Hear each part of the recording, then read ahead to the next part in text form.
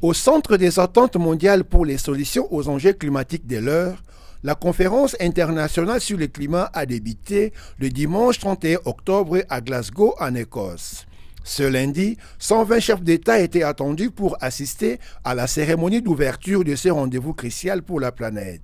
Les organisateurs de la COP26 sont précis dans leurs attentes.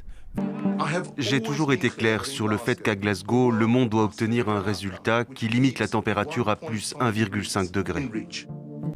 6 ans après la COP21 et la signature des accords de Paris, ce sommet va permettre de dresser un premier bilan et tenter de trouver les leviers pour accélérer les efforts. Cependant, le dernier rapport publié par le Programme météorologique mondial dresse un tableau très sombre de l'état climatique de la planète. Le message clé du rapport sur l'état de la planète 2021 que nous publions aujourd'hui est que tous les indicateurs de l'état du climat que nous suivons pour les rapports évoluent dans la direction attendue en raison du réchauffement de la planète. La température moyenne mondiale est de 1,09 degrés au-dessus des niveaux pré-industriels. Les gaz à effet de serre ont atteint des niveaux de concentration records dans l'atmosphère, le niveau de la mer est à un niveau record, la température des océans est à un niveau record. Tous ces indicateurs évoluent dans la mauvaise direction. Pour cause, les engagements pris par les pays ne sont généralement pas respectés. Notamment celui des pays les plus industrialisés, de réduire de la moitié l'émission de leurs gaz à effet de serre. La promesse d'une enveloppe d'1 milliard de dollars par an dès 2020 pour aider les pays en difficulté de faire face au changement climatique n'a pas été tenue. À la COP26, les pays du Sud s'attendent aux actions concrètes. Le temps des discussions est terminé. Il est maintenant temps d'agir. Il y a eu trop de promesses faites. C'est le moment de passer à l'action, de donner de l'argent. C'est le moment qu'ils tiennent leurs promesses. La République démocratique du Congo est représentée au plus haut niveau dans ce grand rendez-vous des nations. Le pays compte faire entendre sa voix et promouvoir ses ressources naturelles comme solution au problème climatique mondial. Félix Tshisekedi est arrivé à Glasgow ce 1er novembre et prendra aussi part à ces assises en sa qualité de président en exercice de l'Union africaine. Environ News Télévision est présente à Glasgow par son envoyé spécial Alfredo Prince Tumba et vous tiendra informé en temps réel sur les enjeux et les déroulements de ces assises. C'est parti pour 12 jours de négociations. Le go a été donné par le secrétaire général des Nations Unies, M. Antonio Guterres, qui a invité les leaders mondiaux à prendre au sérieux les menaces climatiques et relever les ambitions pour maintenir à moins 2 degrés Celsius la température terrestre. Plus de 120 chefs d'État et chefs de gouvernement ont fait les déplacements de Glasgow, mais il y a lieu tout de même de signaler l'absence du russe Vladimir Poutine, du président chinois Xi Jinping et du président turc Erdogan. Depuis Glasgow, Alfredo Prince Ntumba pour Environews.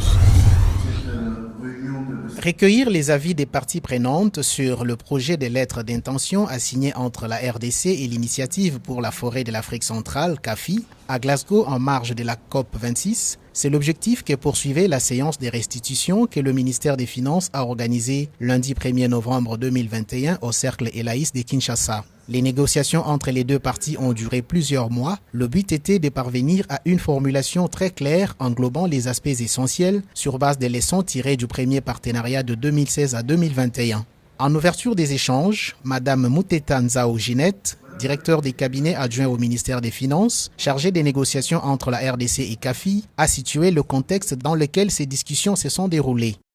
Je tenais à vous assurer que vraiment la volonté du gouvernement était que ce processus soit le plus participatif. Et nous pouvons nous réjouir qu'au terme de longues discussions, nous avons pu arriver à un accord entre les deux parties sur les ambitions du gouvernement, sur les principaux objectifs donc, de ce partenariat et aussi sur les jalons. Tant les jalons au niveau politique qu'au niveau technique, parce que le but c'est au-delà de signer ce partenariat et d'avoir ce financement, c'est vraiment dans la mise en œuvre de nous assurer de notre objectif commun, c'est de préserver et de protéger donc, nos forêts.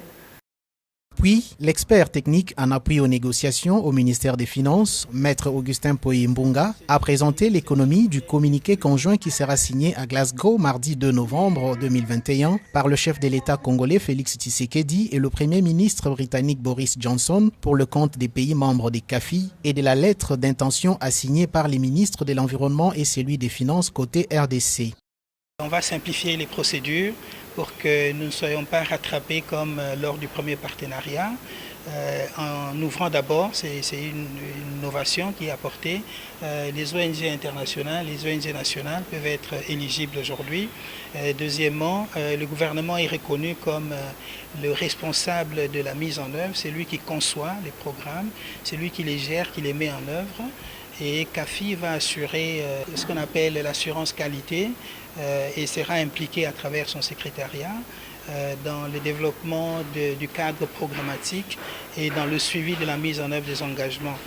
Une autre plus-value, c'est que le premier partenariat s'est déroulé sans la présence de la primature et de la présidence de la République. Maintenant, nous avons la garantie de la représentation du pays au plus haut niveau. Les participants venus des différentes organisations de la société civile et de l'administration ont salué la qualité du travail tel que présenté par l'expert. Ils espèrent voir les millions prévus par ce nouveau partenariat profiter à la population riveraine des forêts concernées en particulier et à la RDC en général. Ils ont garanti le bien-être des communautés. Ils ont garanti que la population se retrouverait. Alors moi je pense qu'à ce stade, nous observons, essayons de leur faire confiance. Et je le répète, en tout cas, au vu de ce qui a été présenté, la clarté, la cohésion, la mise ensemble. Et aujourd'hui, on nous dit que même le président de la République ou la présidence et la primature s'impliquent dans l'affaire. J'espère en tout cas que cette fois, tout le monde sera satisfait. Notez que ce nouveau partenariat de 10 ans entre la RDC et CAFI porte sur un financement à hauteur de 500 millions de dollars d'ici à 2026 et pourrait s'étendre jusqu'à 1 milliard ou plus à l'horizon 2031 selon que les résultats seront satisfaisants de la part de la RDC par le respect de ses engagements. Une forte implication de la société civile et une transparence accrue sont à compter parmi les innovations de ces nouveaux partenariats. Mobilisées pour la COP26 à Glasgow, les délégations du monde entier sont censées mener au préalable des actions concrètes dans la lutte contre les climats. La question du réchauffement climatique devient de plus en plus sujet à multiples réflexions à travers la planète. Le chef de l'État congolais prend part à ces assises en qualité du président en exercice de l'Union africaine. La RDC, présentée comme pays solution, regorgeant 60% des ressources forestières du bassin du Congo, un puissant réseau hydraulique et des ressources minières. Pour exprimer sa volonté politique dans la lutte contre les réchauffements climatiques, la RDC a mené récemment les actions faisant objet de cette conférence, notamment les projets d'1 milliard d'arbres à l'horizon 2023, l'assainissement du secteur minier et la promotion du cobalt indispensable pour la transition écologique ainsi que la promotion des emplois verts pour le jeune. Signalons que la RDC est retenue pour la pré-COP 27 qui se tiendra en Égypte l'année prochaine, d'où les préparatifs débuteront au mois de juin 2022. Pour marquer les débuts de la COP26 à Glasgow, le Conseil national de la jeunesse de la société civile environnementale en RDC, avec l'Agence d'intelligence en développement durable et les Fonds pour la femme congolaise et bien d'autres partenaires, sous les parrainages du Premier ministre, étaient dans la rue à Kinshasa ce samedi 29 octobre pour encourager les États qui prennent part à ce sommet mondial, notamment la RDC, à adopter des mesures fortes en faveur du climat afin de maintenir la température en dessous de 1,5 degrés Celsius. Le go de cette marche a été lancé devant le bureau du secrétariat national de la jeunesse à Sindoué de la commune de Kassavobo. Les jeunes ont fait la procession sur le boulevard Lumumba de la commune de Limité jusqu'à la 7e rue où un message fort a été lancé à l'endroit de l'opinion nationale et internationale. Et donc cette mobilisation vise à ce que 5 objectifs. Le premier, nous voulons rapidement la mise en place du Conseil national de l'environnement. La deuxième priorité, nous voulons que 10% du budget national à partir de 2022 soit affecté à la riposte climatique. 3, nous voulons que le programme 1 milliard d'arbres soit mis en œuvre de manière effective. Nous voulons une justice climatique qui place la femme au centre de la solution et nous voulons une véritable politique de promotion d'emplois verts. Plusieurs centaines de ONG environnementales ont marché pour manifester les ras-le-bol aux négociations stériles qui ont caractérisé les précédentes conférences des partis sur le climat. Pour la vision Salissa Congo, VISACO en sigle, la femme est la première victime de la précarité énergétique, d'où l'importance de l'impliquer dans les questions de l'énergie renouvelable. Alors, les messages que nous lançons aujourd'hui, je crois que c'est bien écrit ici. Nous sommes ici pour la cause de la femme congolaise qui a tellement de compétences, mais on se rend compte qu'elle n'est pas associée sur des questions liées aux énergies propres. Et notre message que nous lançons au gouvernement congolais, c'est de penser à l'implication de la femme. Dans cette optique, le Fonds pour les femmes congolaises a fait quelques recommandations au gouvernement congolais. La première recommandation, elle est formulée à l'égard du gouvernement congolais. Et elle demande au gouvernement congolais de renforcer l'appui à la production de données au niveau national sur le lien entre le genre et l'environnement et à leur utilisation dans l'orientation des politiques, stratégies et actions de plaidoyer sensibles au genre couvrant toutes les régions. La deuxième recommandation, c'est de renforcer nos capacités d'engagement au processus de décision lié à la transition vers une économie verte. À la société civile, d'organiser des actions qui impliqueront le genre dans la lutte contre le changement climatique, car les femmes sont les premières victimes du changement climatique. De mener des plaidoyers ciblant toutes les populations et tous les genres pour lutter contre les normes de genre discriminatoires et les obstacles au leadership des femmes et filles pour la justice climatique. Et à la population congolaise, comme je le disais, de s'impliquer de façon effective à cette lutte, de sorte que l'apport de chacun puisse contribuer à lutter contre le changement climatique. Pour le Conseil national de la jeunesse de la société civile environnementale, le gouvernement congolais doit poser des actions concrètes pour lutter contre le réchauffement climatique. Cela créera aussi des emplois pour la jeunesse. Plus de 95% de ceux qui sont venus participer à la marche, c'est la jeunesse. C'est déjà un signal fort que la jeunesse congolaise n'est pas seulement restée dans la musique et autres choses et autres antivaleurs, elle s'est levée pour lutter contre le fléau climatique. C'est pour cette raison, nous, jeunesse, différentes structures des jeunes militants pour la protection de l'environnement, nous sommes mobilisés pour faire entendre notre voix au gouvernement, mais aussi à la face du monde que nous sommes levés pour justement défendre la cause climatique. Sinon que cette marche pour le climat est la deuxième édition. La première avait été organisée en novembre 2015 à Kinshasa, en marge de la COP21. C'était lors des négociations pour l'accord de Paris. La ville de Kinshasa fait face aujourd'hui à une multiplication de stations-service dans plusieurs communes qui est une source d'approvisionnement des automobiles. Ces phénomènes est causé par la demande en produits pétroliers qui ne cesse d'augmenter et la crise énergétique électrique. Cette prolifération nous propose deux phénomènes. Il y a le premier phénomène, c'est la demande en énergie, en produits pétroliers qui ne cesse d'augmenter.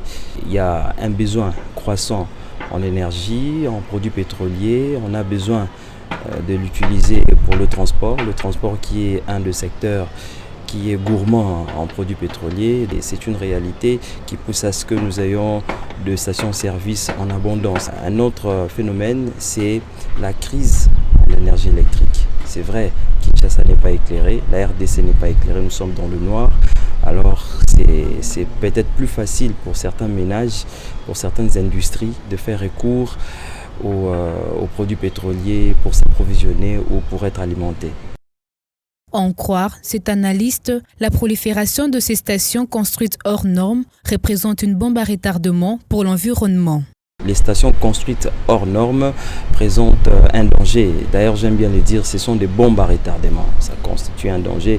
Parmi les dangers les plus saillants, il y a la pollution. La pollution, c'est-à-dire la pollution de l'atmosphère, de l'air, la pollution du sol.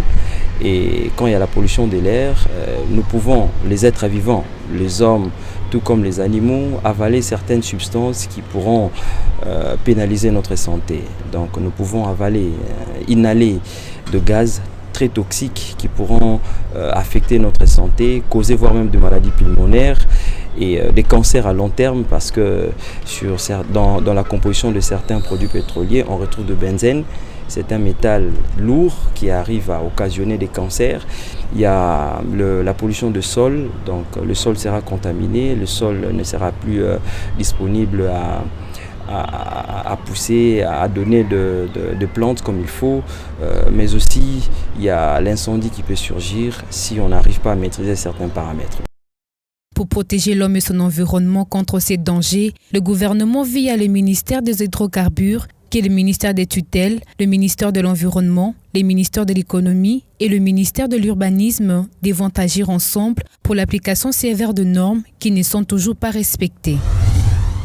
La maladie à virus Ebola continue à s'imposer à Beni, territoire de la province du Nord Kivu.